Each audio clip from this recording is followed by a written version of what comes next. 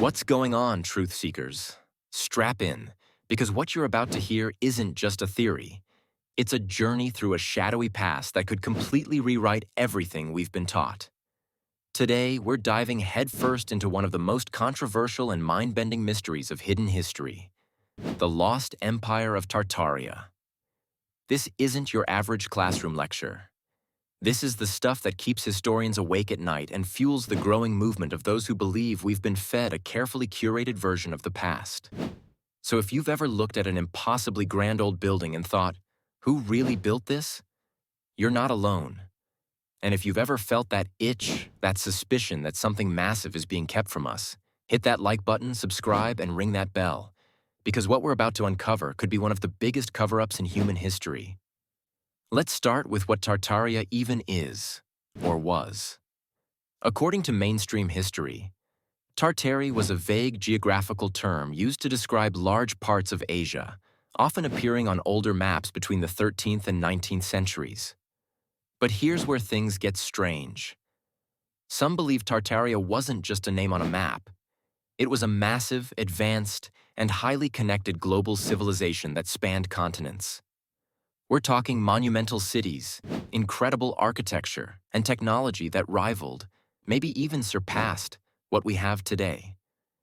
But then, somehow, it vanished. Not over thousands of years, but relatively recently, possibly within the last few centuries. And not by natural decline, but by a calculated worldwide effort to erase its existence from our memory. Now here's where the rabbit hole gets deeper. One of the most fascinating and unsettling aspects of the Tartaria theory is the idea that this civilization possessed technologies far beyond what we associate with the 17th or 18th century. Free energy, atmospheric electricity, giant resonating structures. Some even believe anti-gravity devices or advanced transportation networks may have been in use. Buildings weren't just beautiful, they were functional machines, possibly channeling energy through spires, domes, and antennae-like designs. Sound far-fetched? Well, consider this. Nikola Tesla's wireless energy experiments were dismissed and buried, but he wasn't the first to tap into that idea. What if he was rediscovering something much older, something Tartarian? Let's talk about the architecture. Around the world, in cities across Europe, North America, and even Asia, you'll find massive, intricately designed buildings with soaring domes, towering columns, and decorative facades, all built in a similar style and often in a suspiciously short time span. The kicker? Many of these structures were allegedly built in the 1800s by settlers or colonists with little more than horses and hand tools. Really? We're supposed to believe pioneers stopped building log cabins to construct sprawling capitals and ornate train stations with stone masonry rivaling the ancient Romans? These inconsistencies raise a troubling question. Were these buildings truly built in the 1800s? Or were they repurposed and falsely dated, remnants of a lost civilization that had already mastered architectural science? Now enter the Mudflood theory, one of the most eerie elements tied to Tartaria. In city after city, you can find old buildings where windows and doors sit oddly below ground level. Entire lower floors are buried. Why? Official narratives suggest it's just natural accumulation of earth over time. But Tartaria theorists propose a more cataclysmic explanation.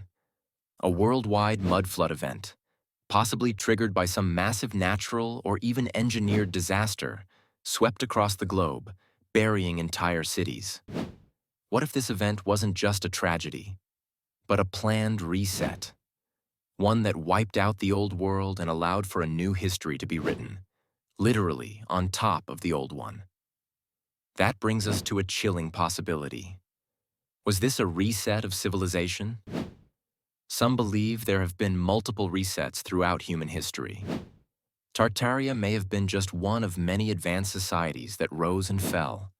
Only this time, someone decided to erase the evidence. Think about the fire at the Library of Alexandria, or the repeated burning of archives and records throughout Europe and Asia. Add to that the convenient loss of ancient blueprints, the rewriting of maps, and the renaming of cities and regions. If Tartaria really existed, those in power, whoever they are, had every incentive to destroy its memory. Why? Because its technology, its structure, its very existence threatens the official version of human history and the narrative of modern progress. Let's revisit those maps. Ancient maps from the 16th and 17th centuries routinely show Tartary stretching across vast regions. But modern textbooks? They reduce it to a historical footnote or dismiss it entirely. Cartographers and historians claim the name was simply used for uncharted territories. But why then are there so many detailed references to its cities, its people, and even its customs? Could it be that maps, like history, are rewritten by the victors? And the victors didn't want Tartaria remembered? And now, for a truly uncomfortable idea, why is this being hidden? Why the effort to erase a potential civilization from public knowledge? Some theorists argue it's about control. If a civilization existed that had access to free, decentralized energy, technology that didn't require fossil fuels or massive infrastructure, it would make the current global energy systems obsolete. That's trillions of dollars and centuries of control, gone. Others suggest it's a matter of identity and worldview. If the history we've been taught is false, then so is everything built upon it. Politics, religion, economics, and even science. The revelation of Tartaria would be like lifting a curtain on the stage of history and exposing the entire production as a carefully orchestrated performance. Even the world's fairs, often praised as symbols of innovation, raise eyebrows in this theory. Look at the photographs from these 19th century exhibitions. Entire cities seemingly built from scratch with massive neoclassical structures, elaborate domes, and spires. Then, just years later, many of these were demolished. Why? Were they too expensive to maintain? Or were they relics of Tartaria, temporarily disguised and then destroyed to erase their origin? In the end, we must ask, is Tartaria real? The mainstream will tell you it's nonsense, a YouTube-fueled fever dream. But those brave enough to ask uncomfortable questions know that history is written not just by the victors, but by those with the power to erase, edit, and rewrite. Whether Tartaria was a real empire, a forgotten civilization, or a symbol of suppressed knowledge, the growing interest in its mystery suggests something deeper. A longing to understand what's really been hidden beneath the surface of our reality. So keep questioning, keep digging, and most importantly, stay curious. Because if Tartaria is even half as real as its evidence suggests, then we've only just begun to uncover the truth buried beneath the lies of history. And what we find next might not just change how we see the past, it could change everything about our future.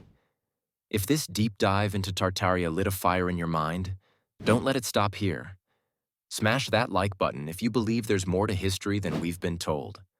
Subscribe if you're ready to peel back more layers of suppressed truth and hidden knowledge. And hit the notification bell so you never miss another episode as we uncover the secrets they don't want you to know. Drop a comment below. What do you think about the Tartaria theory? Have you seen strange architecture in your city? Let's build a community of critical thinkers right here. Share this video with someone who's ready to wake up. Until next time, stay sharp, stay skeptical, and always question the official story.